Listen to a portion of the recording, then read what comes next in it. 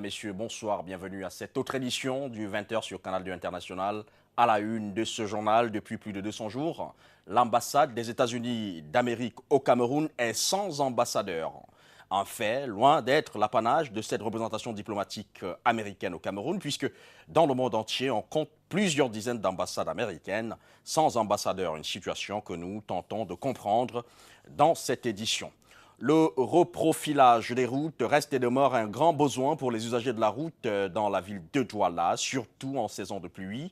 Le tronçon Makepe-Missoké-Saint-Tropez, à l'exemple de bien d'autres, est actuellement impraticable aux grandes dames de ceux qui l'empruntent au quotidien. Eh bien, là-bas, les travaux engagés piétinent et les populations, en se tournant les pouces, se tournent vers la communauté urbaine de Douala. Bientôt, la fin du mandat du comité de normalisation de la FECAFOOT. L'instance dirigeante du football camerounais procède au toilettage des textes. Les premières ont déjà reçu l'approbation de la Fédération internationale de football.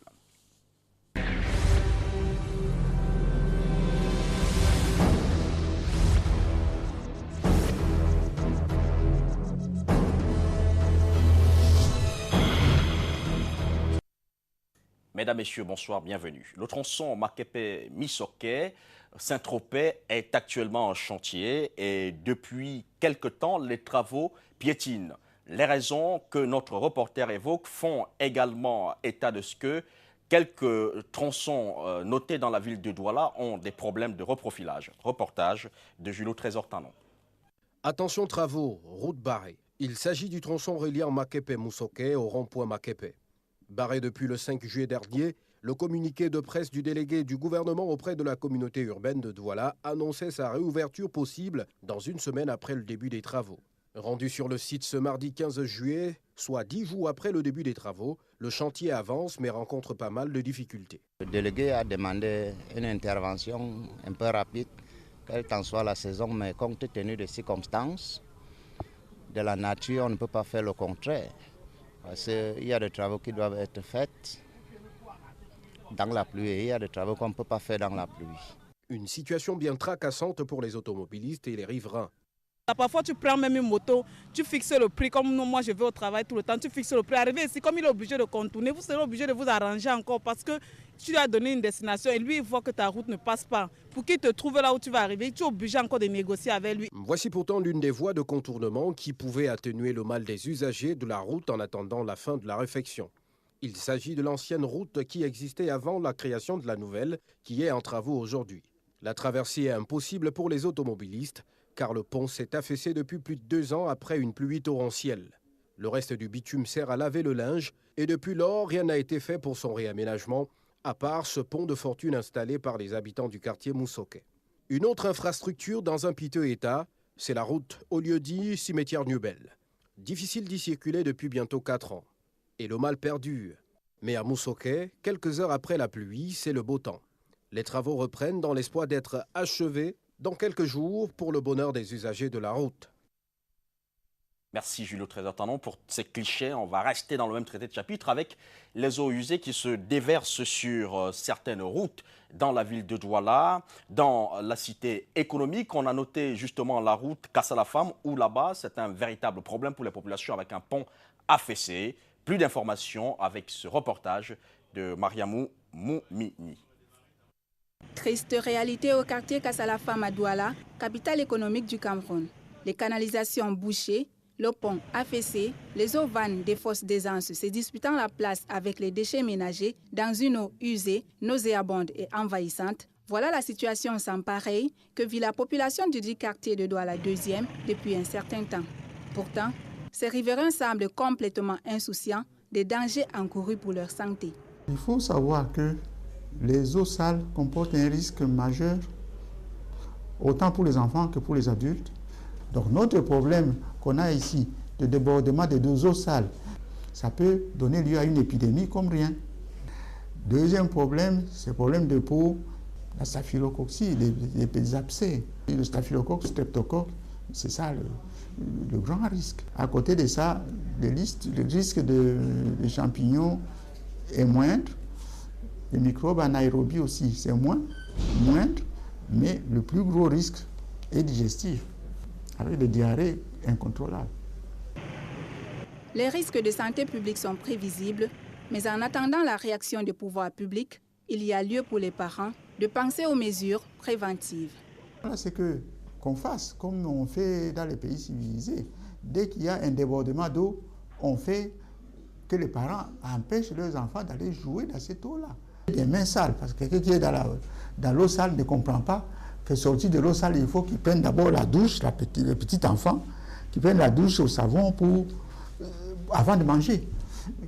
Il revient aux parents de prendre leurs responsabilités en main, notamment adopter les attitudes saines et les inculquer à leur progéniture. Voilà ce que nous pouvions vous montrer s'agissant de l'état des routes dans la ville de Douala, capitale économique camerounaise. Le traitement du paludisme simple au même titre que le paludisme grave est désormais gratuit au Cameroun. Eh bien, comment les hôpitaux d'État implémentent cette autre mesure? Maria Mouloukman. Depuis ce 11 juillet, le traitement du paludisme grave chez l'enfant de 0 à 5 ans est gratuit dans les hôpitaux d'État camerounais. Une mesure qui arrive 3 ans après celle concernant la gratuité du paludisme simple. Dans certains centres hospitaliers, les stocks de médicaments sont disponibles. Seuls certains produits manquent encore à l'appel. Il n'y a pas à réfléchir dans le traitement du paludisme des enfants de 0 à 5 ans, quant à ce qui concerne sa gratuité, puisque cette gratuité est déjà effective et nous avons déjà même les médicaments, les paquets disponibles dans notre pharmacie. Malgré cette absence, ici au centre médical d'arrondissement de Congo 2, le diagnostic et la prise en charge des 2 formes de paludisme sont déjà effectifs. Nous avons quand même à notre disposition déjà l'artéméter.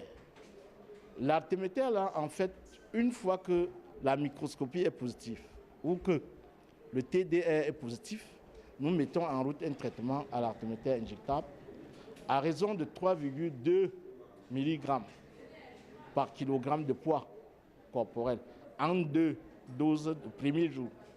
Mais à partir du deuxième jour, nous prenons seulement la moitié de 3,2 qui est 1,6 en principe, une seule fois dans la journée. Reste donc attendu pour compléter les stocks l'artésunate injectable recommandé en première intention.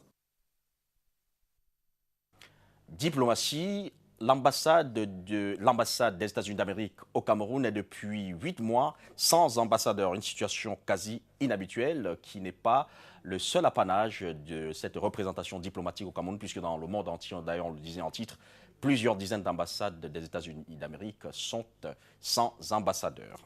Monique Naoussi. Le Cameroun est sans ambassadeur américain depuis septembre 2013, 8 mois déjà. Une des rares fois que la mission diplomatique au Cameroun établie depuis 1960 passe autant de temps.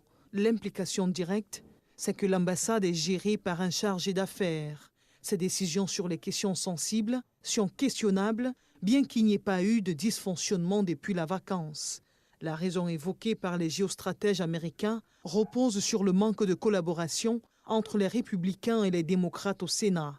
Suivant la tradition diplomatique américaine, le président nomme les ambassadeurs qui ne peuvent assumer leurs fonctions qu'après confirmation du Sénat. À l'heure actuelle, ce Sénat compte 54 démocrates, mais il en faut 60 voix pour valider la nomination. Le président Obama a nommé Michael Steven Oza depuis juillet 2013. Il est toujours en attente. Curieusement, le Cameroun est considéré par le gouvernement américain comme une zone stratégique pour lutter contre la piraterie maritime et la secte Boko Haram. En plus du Cameroun, des dizaines de pays dans le monde sont sans diplomate américain.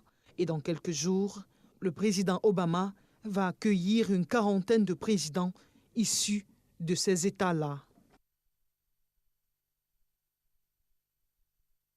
De Monique Naoussi Fossio, nous mettons immédiatement le cap sur Yaoundé. Avec vous, Ebel Olinga, on va parler d'une ambassade qui, cette fois-ci, a son ambassadeur bien en place. Il s'agit bien de l'ambassade de France où hier, tout l'establishment s'est retrouvé pour célébrer cette autre édition, l'édition célébrée hier de la fête nationale française. Ebel Olinga. Bonsoir Ruben Malik, Ndjoumsi, mesdames et messieurs, bonsoir. Vous ne vous êtes pas trompés. Commémoration de la prise de la Bastille, le Cameroun était de la fête à Yaoundé. L'ambassadrice de France au Cameroun a annoncé au cours du dîner offert à cette occasion que les relations franco-camerounaises seront guidées par 3 maîtres mots: scolarité, santé, mais surtout sécurité. Ghislain Périssono, Samuel Bonis. À la résidence de l'ambassadeur de France à Yaoundé, ce 14 juillet 2014. Tout commence par la levée des 2 drapeaux de France et du Cameroun, ouvrant ainsi le bouquet militaire de la fête. S'ensuivent des décorations à une dizaine d'officiers et sous-officiers camerounais, dont le colonel Pierre Bankoui, qui reçoit la médaille de bronze de la défense nationale du ministre français. Le tout sous de bons auspices du ministre camerounais délégué à la présidence de la République, chargé de la défense, Edgar Alem Bengo. Dans le second bouquet, des milliers de convives convergent, ministres de la République, membres de la société civile et hommes politiques. Le premier 14 juillet, de la nouvelle ambassadrice de France au Cameroun fait foule. C'est la commémoration de la prise de la Bastille, un événement important de la Révolution française, un événement très symbolique dans la lutte qui a connu quelques soubresauts du peuple français pour se défaire de la tyrannie. Et c'est l'origine des valeurs de la France et de la devise de la République française: liberté, égalité, fraternité. Et c'est tout ça que nous célébrons aujourd'hui. Pour elle, la France n'oubliera jamais la partition du Cameroun dans la libération de Père Van der Bosch. Elle se félicite de la construction du 2e pont sur le Vouri ou de la station de pompage d'eau potable de la Mefou. De quoi faire dire que le dialogue bilatéral entre Yaoundé et Paris s'intensifie pour l'école, la santé et surtout la sécurité. On a ainsi appris que ce sont 7400 Camerounais qui étudient actuellement en France. Et la diplomate d'ajouter que Paris et Yaoundé ont besoin de s'épauler l'un et l'autre, ce qui n'exclut pas l'hommage que la France s'en va rendre aux anciens combattants dont certains étaient à la fête, chacun dans son état. En santé à présent, les banques de sang sont de plus en plus pauvres. Le liquide fluide vital est peu approvisionné dans nos hôpitaux. Et en ce jour de célébration de la Journée mondiale du don de sang, un accent est mis sur l'accès rapide à du sang pour prévenir les décès maternels. Merveille Tapi, André-Marie Dia. Du sang pour sauver la vie de celle qui donne la vie, une denrée rare dans nos hôpitaux. Il n'y a pas assez de sang disponible. Les hôpitaux et les banques de sang sont sèches. Si on compte au bout des doigts le nombre de volontaires, le sang reçu après motivation des potentiels donneurs n'est toujours pas de bonne qualité, ceci du fait de certaines pathologies. Nous sommes soumis à des infections opportunistes qu'on peut appeler le VIH et puis hépatite B, hépatite C, VIH-Sida et syphilis. C'est ça même qui fait en sorte que les gens, ça fait une rétention. Les gens n'ont plus envie de donner du sang parce qu'ils n'ont pas envie de se faire dépister. Une situation qui réduit considérablement la quantité de sang disponible dans les banques, car le but ici est d'avoir du sang d'excellente qualité. Si un tout petit peu nous voyons une souillure, cette poche de sang ne peut pas être retenue. Donc nous pouvons dire que le sang qui se trouve près dans les banques de sang à être transfusé est le sang de bonne qualité. Cette journée mondiale du don de sang est l'occasion pour les uns de perpétuer la tradition. Mon père d'abord a été un donneur de sang professionnel. Mais surtout de sauver des vies. Et je crois qu'en donnant un peu de mon sang, ça peut sauver une vie humaine. Bon, si ça peut sauver une vie, c'est aussi un plaisir. Un geste qui nous interpelle tous. L'enquête du 20h s'intéresse au métier de facilitateur, à mi-chemin entre l'informel et le formel d'un autre genre. Allons à la découverte de ces hommes et femmes qui proposent des services dans les entrées des bâtiments administratifs. Estelle Nyangono, Bertrand Tiassé. Face aux tracasseries administratives de tous bords, le métier de facilitateur prolifère au Cameroun depuis quelques années, quelle que soit l'administration. Juste pour faciliter la tâche, faciliter, alléger la tâche aux... Ces commerciaux d'un autre genre craignant de s'exprimer à découvert, abordent au quotidien sur des places publiques, les passants pas toujours réceptifs à leur offre. On attend quelqu'un qui passe, bon, tu lui demandes une faveur. Et pourtant, leur seul souci est de servir les usagers, malgré la présence d'arnaqueurs. On les a arnaqués, on les a pris de l'argent. Et c'est comme ça que la nouvelle s'en va aussi. Maintenant, quand quelqu'un arrive, il va directement dedans. Non reconnue par les autorités compétentes, cette activité est une alternative pour ces jeunes diplômés, pères de famille. Ça qui nous permet aussi de jongler, de joindre les deux bouts. Le métier de facilitateur est donc un métier comme tous les autres avec ses aléas, mais nourrissant tant bien que mal son homme, tant il est vrai qu'il n'y a pas de sous-métier. En culture, la communauté Bandjoun prépare la visite de travail de son chef supérieur à Yaoundé, ainsi que les manifestations du Meugezam 2014. En prélude à ce double événement, un point de presse s'est tenu cet après-midi au foyer Bandjoun de Yaoundé. Sur l'opportunité de cette rencontre avec les médias, Christophe Wafo s'exprime au micro de Ghislain Pierre-Essonneau. Justement de lancer officiellement la préparation de la 7e édition de la journée de l'excellence scolaire de la communauté Bandjoun de Yaoundé, Meugezam 2014, ainsi que la visite de travail que va effectuer dans les tout prochains jours Sa Majesté le chef supérieur Bandjoun, le sénateur Dr Jomo Kamga Honoré. L'innovation que je voudrais relever ici, c'est déjà la délocalisation de cette cérémonie au Palais des Congrès de Yaoundé, parce que d'habitude, cette cérémonie a lieu à la Fondation Bandjoun. Mais pour cette année, compte tenu justement du fait que cette édition va être placée sous le haut patronage de Sa Majesté le chef supérieur Bandjoun, qui sera justement en visite officielle à Yaoundé. Festival des écrans noirs, 9 films camerounais, 11 documentaires, 14 courts-métrages, 12 longs-métrages sont en lice pour cette 18e édition. Le Cameroun va se frotter aux pays tels que le Nigeria, le Maroc et l'Allemagne. Une ouverture à la compétition analysée ici par les Camerounais. Un reportage signé Javis Nana par Fezambo. Le Palais des Congrès de Yaoundé sera encore le cœur du cinéma camerounais et africain à l'occasion de la 18e édition des écrans noirs. Pour cette année 2014, 8 films marocains seront sur la liste du casting proposé par le comité d'organisation. Au total, 40 films et pas les moindres vont compétir et les regards tournés vers le prestigieux écran d'or convoité par 8 pays africains présents à cette édition. Le Maroc et le Nigeria sont à l'honneur. Les écrans noirs scrutent déjà vers le cinéma industriel. Si le produit, le cinéma en lui-même n'est pas consommé par les Camerounais, le Cameroun ne peut pas avoir une industrie cinématographique. Nous voulons aussi regarder les films dans les salles de cinéma. La section documentaire affiche une douzaine de films parmi lesquels des coproductions de l'Allemagne, pilier de la coopération culturelle Nord-Sud.